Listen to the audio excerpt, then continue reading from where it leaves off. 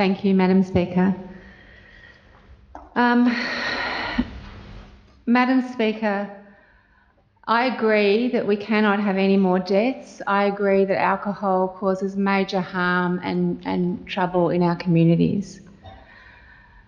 As stated by the Chief Minister within the media, this suite of amendments brought forth by the CLP government gives police the power to intervene early in nuisance public drinking, but this raises the critical question, why are we continuing to give police the responsibility to address what is fundamentally a public health issue?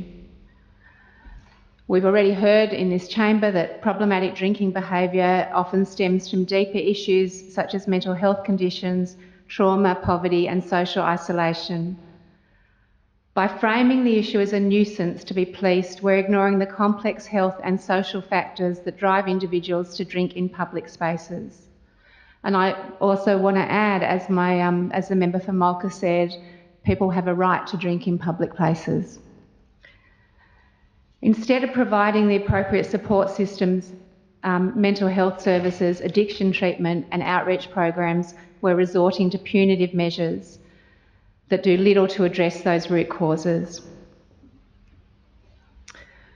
Addiction cannot always be a personal responsibility, Attorney General.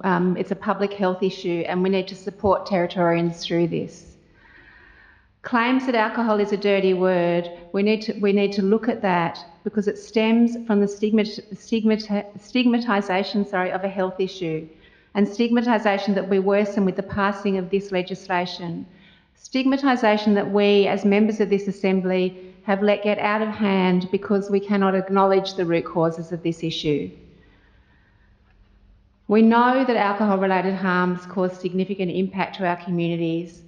We're looking at increased family, domestic and sexual violence.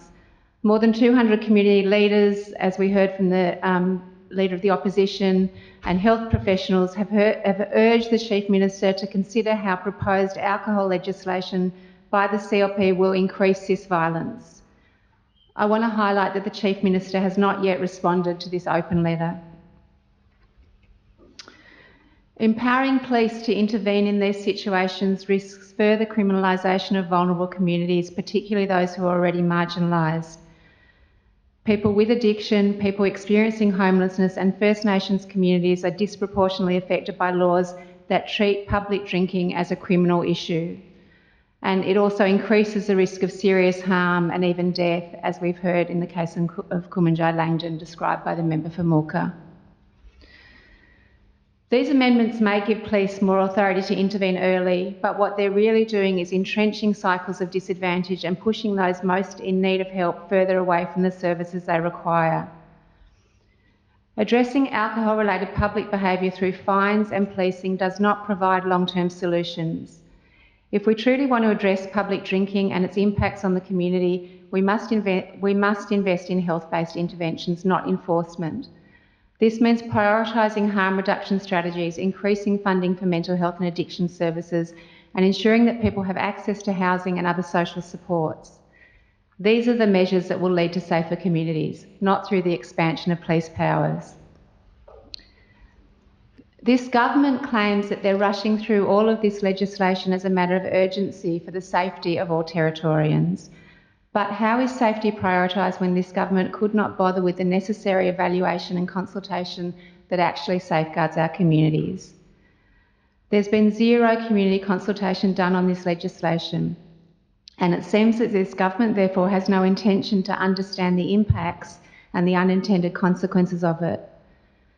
In the week that I have had to go through this legislation, I've made the time to consult with community experts and people in my electorate. And I've made the time for this because I care about how the decisions we make in this chamber will affect everyone outside it. I will be proposing some amendments later to this bill and I'll talk to them when we come to that. Thank you, Madam Speaker.